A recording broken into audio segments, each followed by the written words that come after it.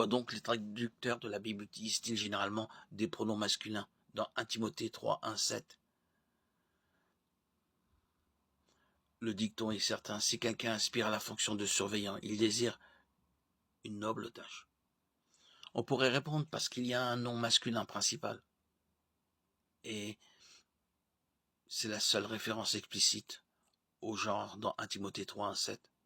Un autre passage, Tite 1, 5, 9, donne également les qualifications requises pour les anciens et est structuré de manière similaire. Toutes les qualifications requises pour les anciens sont directement liées à mari et homme dans 1 Timothée 3, 2. Une femme ne peut pas être un homme d'une seule femme, bibliquement parlant.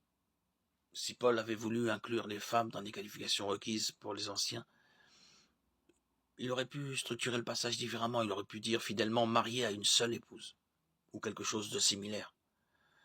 L'utilisation constante d'une terminologie masculine plaide fortement en faveur d'une restriction de la fonction d'ancien surveillant aux hommes. Comme pour d'autres questions, dans ce débat, la question des femmes servant comme anciens n'est pas une question de chauvinisme.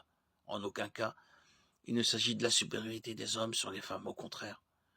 Dieu restreint la fonction d'ancien aux hommes parce que c'est ainsi qu'il a structuré l'Église pour qu'elle fonctionne.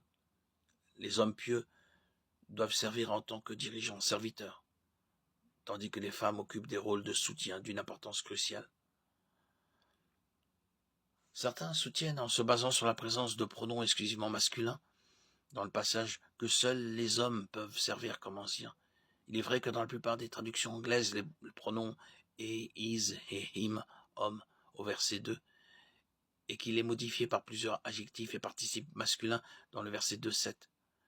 Dans le texte grec original, l'expression mari d'une seule femme, ou plus précisément homme d'une seule femme,